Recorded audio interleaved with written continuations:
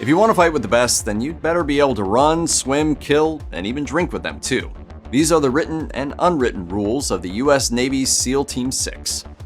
SEAL Team 6 has something of a storied history, and not necessarily for the best reasons.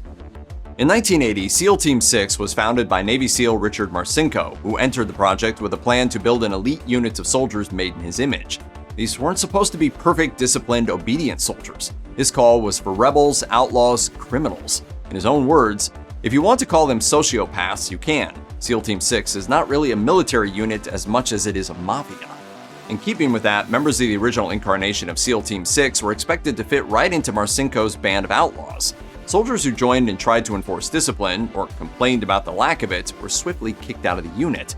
Meanwhile, Marcinko explained that he wanted any problems to stay in-house while painting himself as a pseudo-mob boss.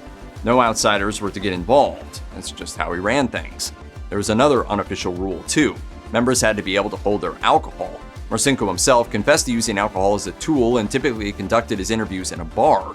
If a potential recruit couldn't keep up with him, then they weren't making it into the unit.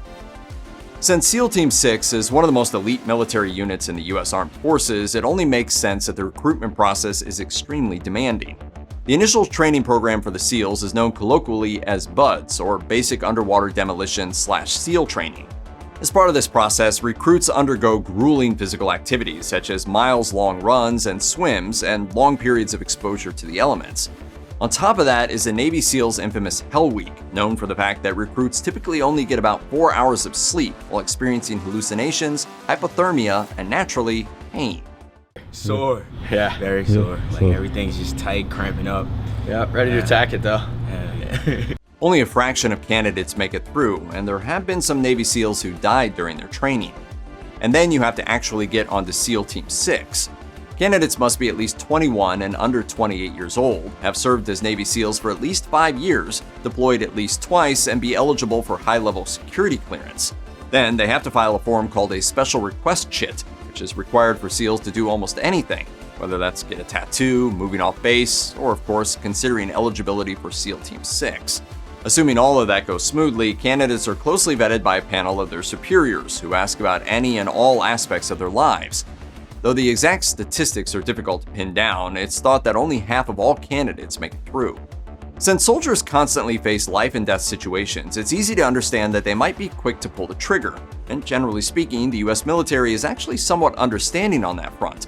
Soldiers are trained not to kill unnecessarily, but what if they misjudge the situation and end up killing someone who, in hindsight, wasn't actually posing a threat? The law would have to get involved, of course, but legally, the assumption of a threat can be enough to clear a soldier of technical wrongdoing. Former SEAL Team 6 operators have spoken about this in the past, however, explaining that, for them, such an argument wouldn't hold up. For example, one SEAL Team sniper killed 3 different unarmed individuals while in Afghanistan and gave his commanding officers that exact response. He had felt they were a threat at the time, but he wasn't fully absolved of guilt. On the contrary, he was kicked out of the unit. In SEAL Team 6, the threat has to be real, not just assumed. Those who break this rule, operators have claimed, are punished harshly.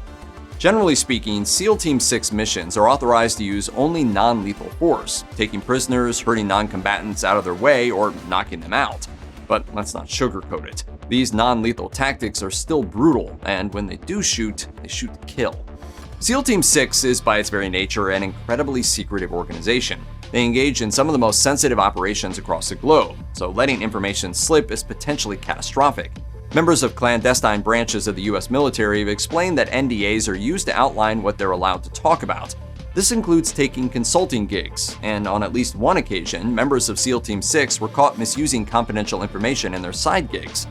Some years back, 7 SEALs were paid to consult on Medal of Honor Warfighter, and though the game didn't divulge the details of any real missions, it does accurately depict the nature of SEAL Team 6 operations. Everybody says they're an assaulter, but I'd say very few actually are. None of the operators filled out any of the requisite paperwork, and that none of them had been granted permission to take on such a job. They were all punished and barred from receiving future promotions. This insistence on secrecy hasn't stopped some SEAL Team 6 members from profiting from their knowledge elsewhere, though. The book No Easy Day, for example, detailed the famous raid on Osama bin Laden's final hiding place. It was written by Mark Bissonnette, a member of the assault team during the operation. But those non-disclosure agreements are no joke. After years of litigation, Bissonnette ended up settling his lawsuit with the US government, and he paid back all his royalties, $6.8 million.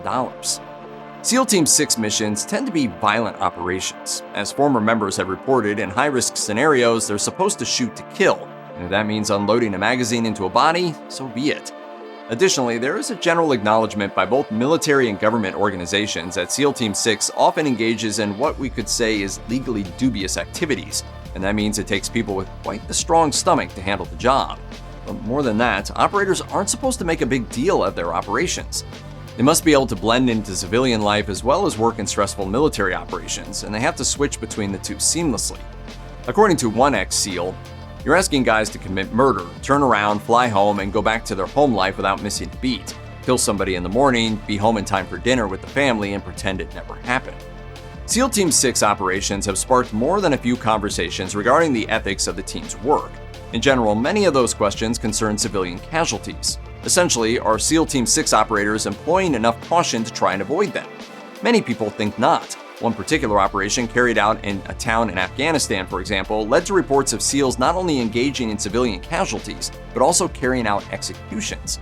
In response to this controversy, a new technique was developed that required operators to literally call out to enemies, essentially asking them to surrender before attacking.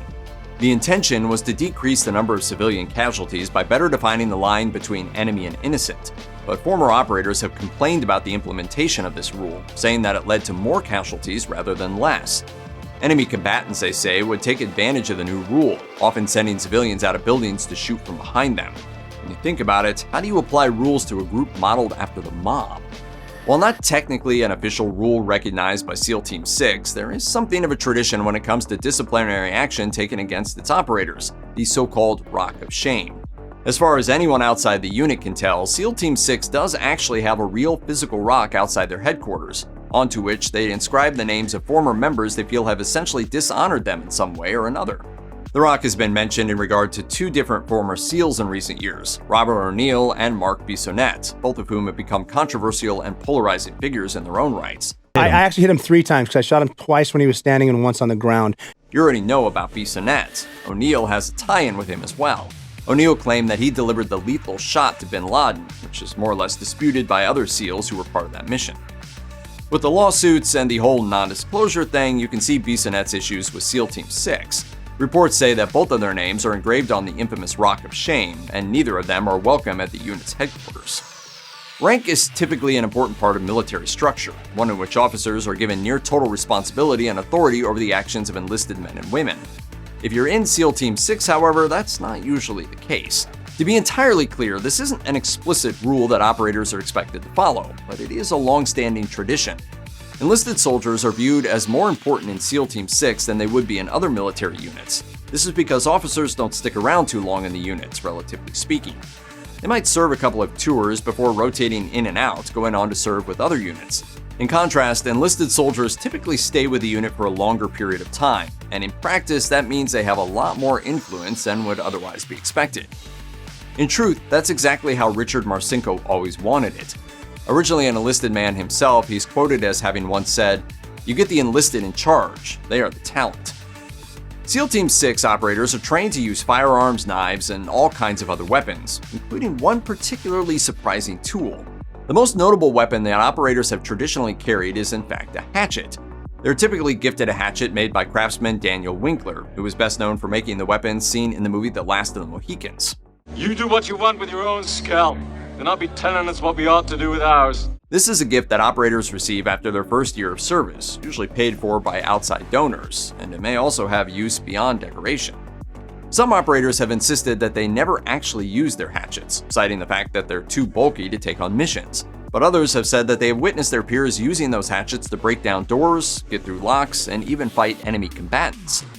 It's been reported that at least one operator actually killed somebody with their hatchet, and a number of other operators have supported the reasoning behind using it in hand-to-hand combat. As one says, "What's the difference between shooting them as I was told and pulling out a knife and stabbing them or hatcheting them?" SEAL Team 6 is commonly known to be made up of 4 assault squadrons: Blue Squadron, Red Squadron, Gold Squadron, and Silver Squadron. But that's not all. There's also the mysterious Black Squadron. Originally made up of the unit's snipers, Black Squadron has since been retrofitted for intelligence purposes. Unlike the assault squadrons, which are typically deployed in combat zones, Black Squadron members work out of embassies scattered all around the world and follow a different set of rules, secrecy being their guiding principle. Operators must be able to blend into any surrounding and take on any role required to carry out their work. Former operators have explained that given the covert nature of the unit's operations, they weren't allowed any room for mistakes. Intelligence had to be solid before they could proceed with missions, and they needed to be confident in their success before making a move. What's more, Black Squadron has also been known to regularly employ female operators, with men and women usually working in pairs so as to throw off suspicion from those they are pursuing.